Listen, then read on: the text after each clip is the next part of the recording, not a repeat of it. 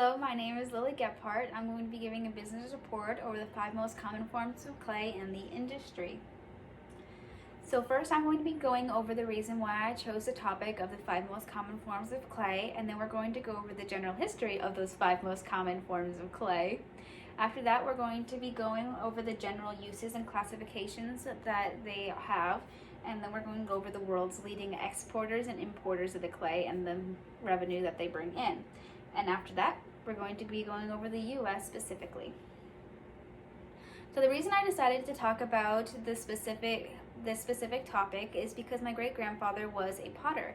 He used stoneware, which is one of the 5 main common forms that we're going to be talking about, and I've been using his pottery for my whole life, and I still use it to this day, and it's held up like it's in pristine condition. So I decided to talk about the material itself, which is the stoneware clay, because of the fact that it is so durable.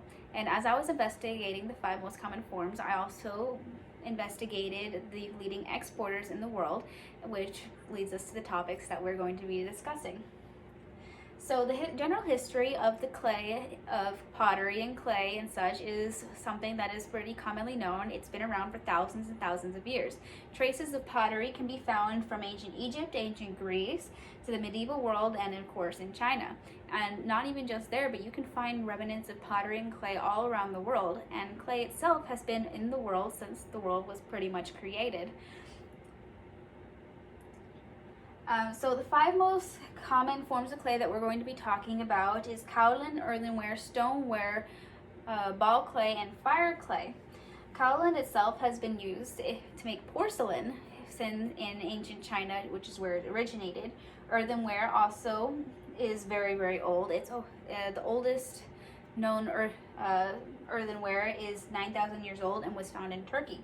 Stoneware is also very, very old.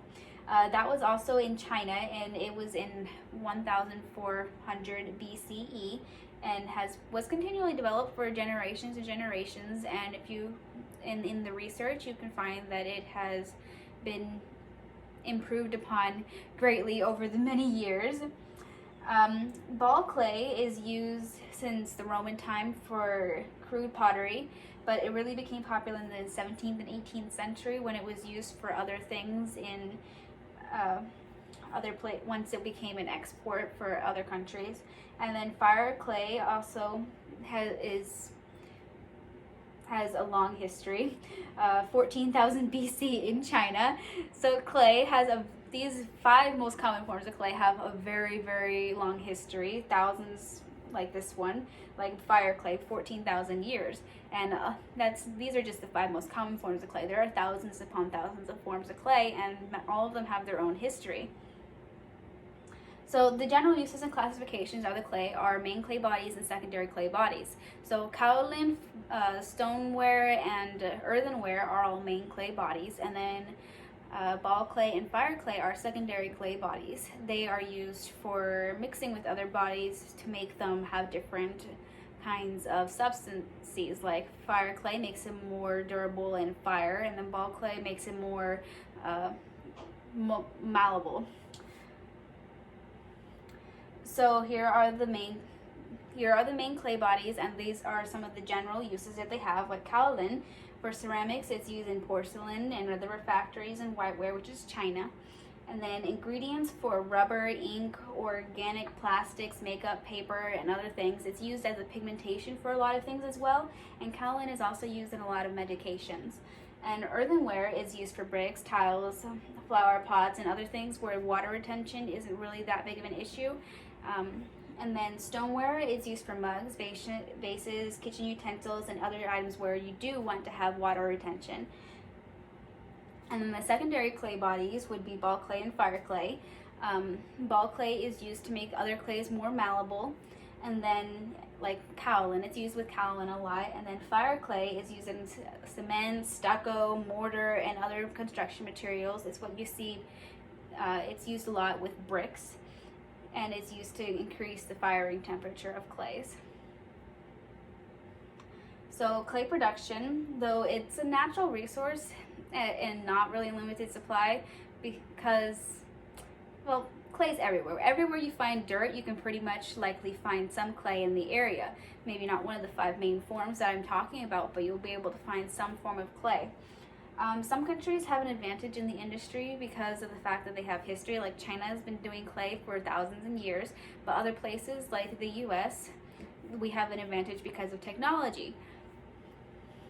So the leading exporters worldwide of clay would be ranked in these 10, which is the United States, China, Ukraine, Germany, Spain, India, France, Netherlands, Turkey, and Italy. And here you can also see the amount of money that they bring in with exports. Like the US, about $38,000 of million, that's in millions.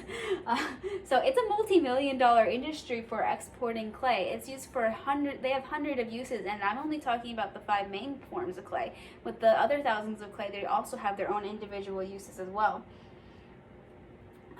So clay exports and imports in the US as well.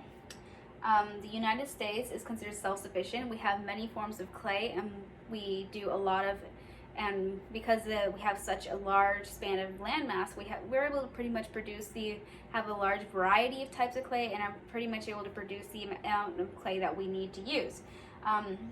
The U.S. Produces 6 specific types of clay, 3 of which we've been mentioning.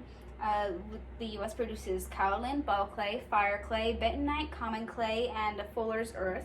So 3 we mentioned, and then the other ones we have not mentioned, which are some of the other types.